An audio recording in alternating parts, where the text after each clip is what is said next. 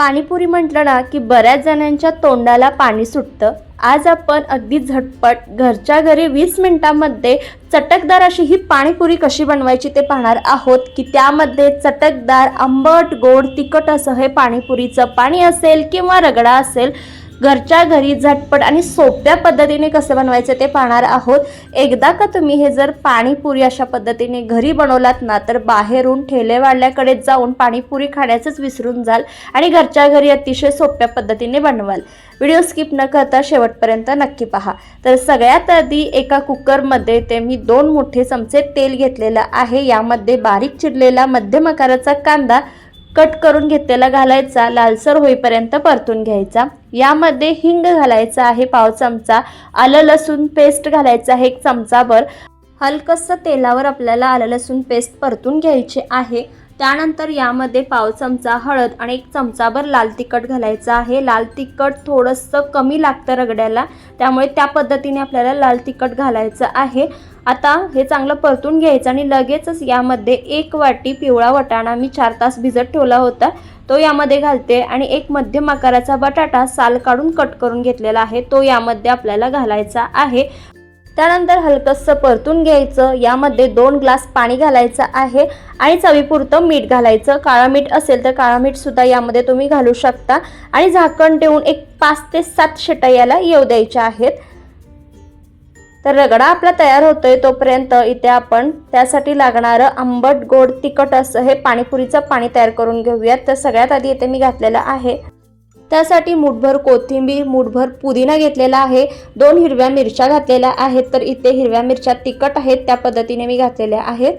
आलं एक अर्धा इंच साल काढून कट करून घालायचं आहे आणि 2 चमचे भाजलेली जिरे यामध्ये घालायचे आहेत। तर आता हे चांगलं बारीक वाटून मी घेतलेलं आहे हलकसं पाणी घालून। हे पहा, तर हे मिश्रण तुम्ही गाळून घेऊ शकता किंवा तसं सुद्धा वापरू शकता। तर हे इथं मी गाळून घेतलेलं आहे। त्यानंतर चिंचेचं पाणी ते अर्धी वाटी घातलेलं आहे। चिंच थोडीशी पाण्यामध्ये भिजत ठेवायची, त्यानंतर चिंच मऊ झाली की पाण्यामध्ये कुस्करायची आणि मग ते पाणी गाळून घ्यायचं। आणि ते चिंचेचं पाणी आता यामध्ये घातल्यानंतर 2 वाटी ते साधं पाणी घातलेलं आहे, चमचाभर चाट मसाला आणि काळं मीठ एक अर्धा चमचा घातलेला आहे आणि चवीनुसार मीठ घालायचं आहे। यामध्ये जर तुम्हाला गोडवा हवा असेल तर थोडीशी साखर किंवा गूळ वापरू शकता। आणि ते आपलं चटकदार असं हे पाणीपुरीचं पाणी तयार झालेलं आहे। तेही कोणतंही पाणीपुरीचा मसाला वगैरे काहीही न वापरता अत्यंत साध्या सोप्या पद्धतीने चटकदार आंबट आणि तिखट असं हे पाणीपुरीचं पाणी तयार झालेलं आहे। एकदा अशा पद्धतीने तयार करून पहा। अगदी बाहेर जसं पाणीपुरीचं पाणी भेटतं त्या पद्धतीने तयार होतं। तेही कोणताही पाणीपुरीचा मसाला बाहेरचा न वापरता झटपट आपलं पाणीपुरीचं पाणी तयार होतं। आणि इथे आपला हा साध्या सोप्या पद्धतीने तयार केलेला रगडा सुद्धा तयार झालेला आहे। वरून बारीक चिरलेला कांदा आणि कोथिंबीर पसरायची। सोप्या पद्धतीने कुकरमध्ये झटपट आपला हा रगडा सुद्धा इथे तयार झालेला आहे।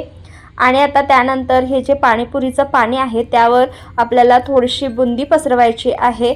ऑप्शनल आहे पण खाताना खूप छान लागतं।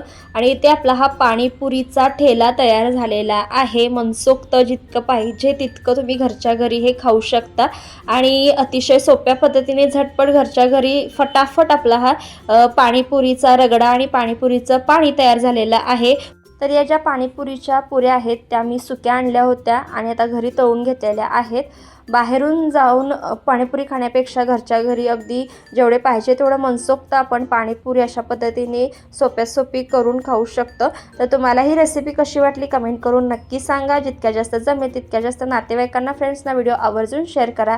जाता जाता व्हिडिओला एक लाईक आणि चॅनेलला सबस्क्राईब करायला विसरू नका।